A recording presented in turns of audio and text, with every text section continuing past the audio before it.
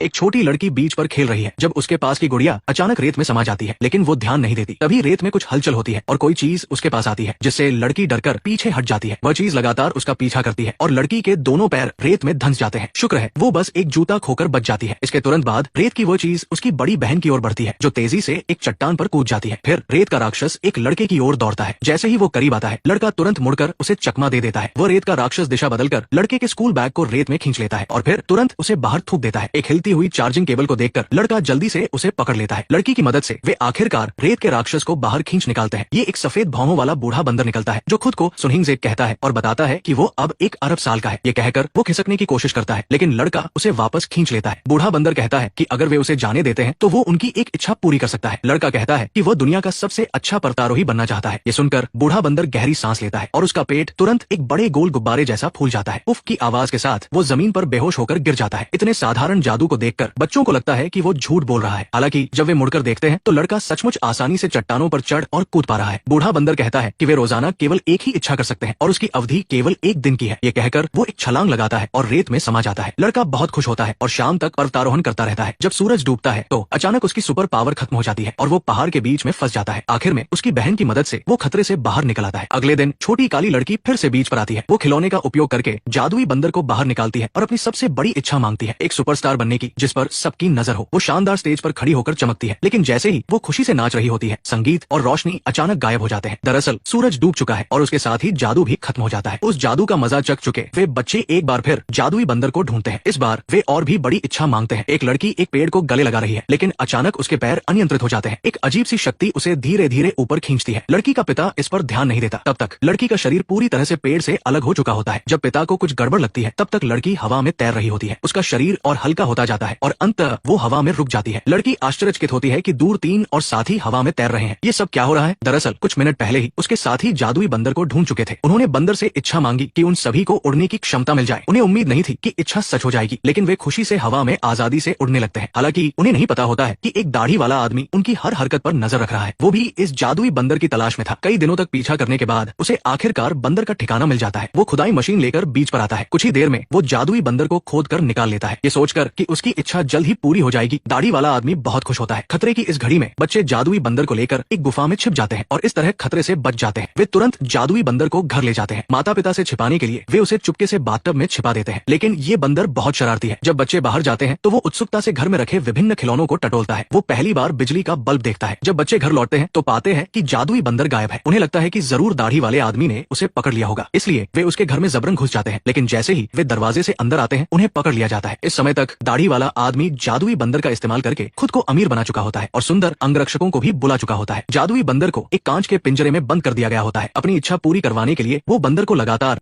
झटके देता है और प्रताड़ित करता है, लेकिन बंदर रोजाना ज्यादा से ज्यादा एक ही इच्छा पूरी कर सकता है और उसकी जादुई शक्ति खत्म हो चुकी होती है। अगर वो और जादू करेगा तो उसकी जान खतरे में पड़ जाएगी, लेकिन दाढ़ी वाला आदमी इसकी परवाह नहीं करता। वो बच्चों की जान की धमकी देकर बंदर को अपनी आखिरी इच्छा पूरी करने के लिए मजबूर करता है। लालची आदमी को अनगिनत सोना चाहिए। जादुई बंदर गहरी सांस लेता है और उसका शरीर कई गुना तेजी से फूल जाता है, जिससे कांच का पिंजरा टूट जाता है। आखिरकार वो जमीन पर बेहोश होकर गिर जाता है। तभी बाहर से एक आवाज आती है। एक सोने का सिक्का सीढ़ियों से नीचे लुढ़कता है। दाढ़ी वाला आदमी जल्दी से बाहर जांचने जाता है। उसके बाद कुछ और सिक्के गिरते हैं, जिससे दाढ़ी वाला आदमी बहुत खुश होता है। फिर और ज्यादा सिक्के लुढ़कते हैं। ठीक इसी समय बच्चे जादुई बंदर को बचाकर कमरे से भागने में कामयाब होते हैं। तभी सोने के सिक्कों की भारी मात्रा सीढ़ियों से फूटकर बाहर निकलती है और ये लगातार गिरते हुए आदमी के पैरों को ढकने लगते हैं। सोने के सिक्के एक नदी की तरह लगातार बहते हैं। अनगिनत सोने के सिक्के कांच को तोड़ देते हैं और वे कमरे के अंदर बाहर हर जगह फैल जाते हैं और अंततः आदमी को जिंदा दफन कर देते हैं। लेकिन जादुई बंदर के जादू की अवधि केवल 1 दिन की होती है। जैसे ही सूरज डूबता है, कमरे का सारा सोना गायब हो जाता है। आदमी को लगता है कि वो किसी तरह बच गया, लेकिन दूसरी तरफ बच्चे बेहोश पड़े जादुई बंदर को देखकर दुखी होते हैं। लड़के द्वारा कृत्रिम श्वास देने की कोशिश भी बेकार जाती है। जब सभी दुखी होते हैं तो छोटी लड़की अपने जूते की रेत को जादुई बंदर पर डालती है और चमत्कार होता है। जादुई बंदर धीरे धीरे होश में आने लगता है। बुराई से बचाने के लिए बच्चे जादुई बंदर के लिए एक नया बीज ढूंढते हैं। बीच पर वापस आते ही जादुई बंदर में तुरंत जान आ जाती है और वो खुशी से तैरने लगता है। बच्चों को धन्यवाद देने के लिए जादुई बंदर आखिरी बार उनकी एक और इच्छा पूरी करने का फैसला करता है। काफी सोच विचार के बाद लड़की इच्छा मांगती है। लड़की अपनी इच्छा को 3 बार बोलती है। अपनी बात कहकर जादुई बंदर एक छलांग लगाता है और बीच में गायब हो जाता है। अगर आप होते तो क्या इच्छा मांगते?